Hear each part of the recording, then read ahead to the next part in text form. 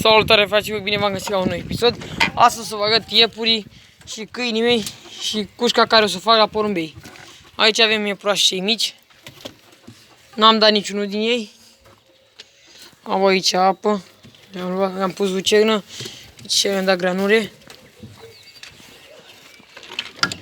Aici masculul de uriaș german.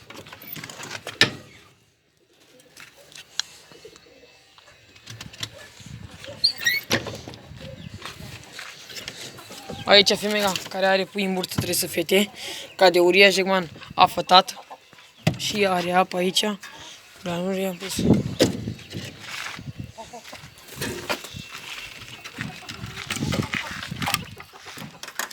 Femeia de uriaș german are pui aici.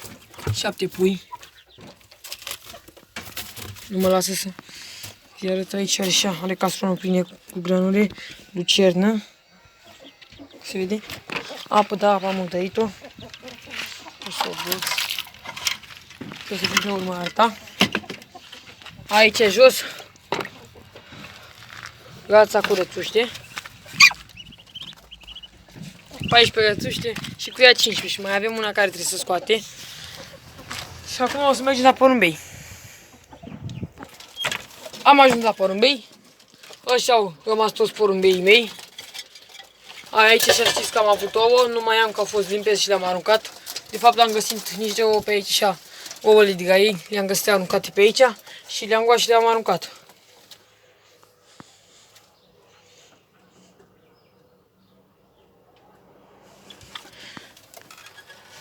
El nu le mai are ouăle și masculul ăla. Aici mai avem o pereche care mai stă. Acum o să vă arăt și câinii mei. Aici și avem cățelușă cea bătrână. Aici o cățelușă mică. Și aici tot o cățelușă. Un cățel, de fapt. O cățelușă și un cățel. Calu. Calu.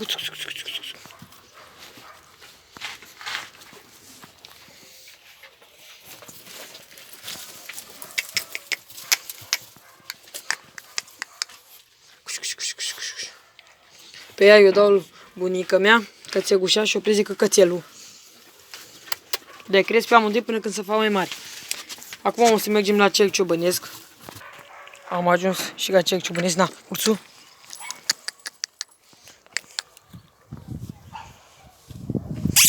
Psica.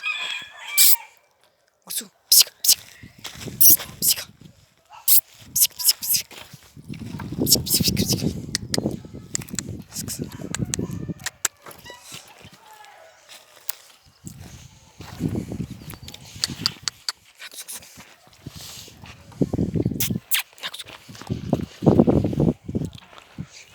Acum o să merg la cea de vânătoare.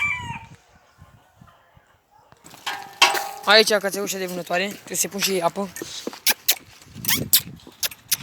Desi.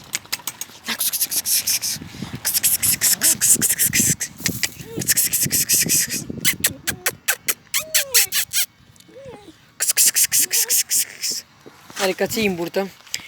Na. Na, fetița, hai, da. Fetița, na.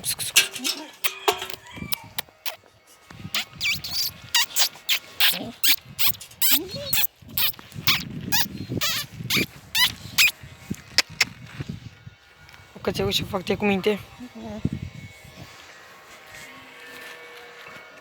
Și aici așa.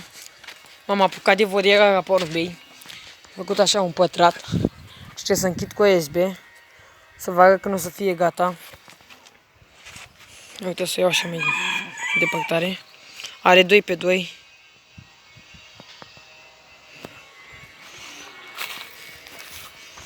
Mi-am pus niște propte cât am înțepnit să fie stabil. Aici am luat eu niște gantezi ca să pot să mi fac pe aici picioare. Fiecare.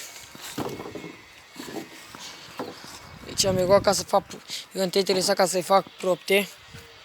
Că un gântete mi-ajunge de picioare. Și o să mai cumpăr USB Rented de Rapid am luat. Și cam atât a fost video de astăzi. Vreau să facem cât mai mult să abonați și cât mai multe like-uri. La revedere!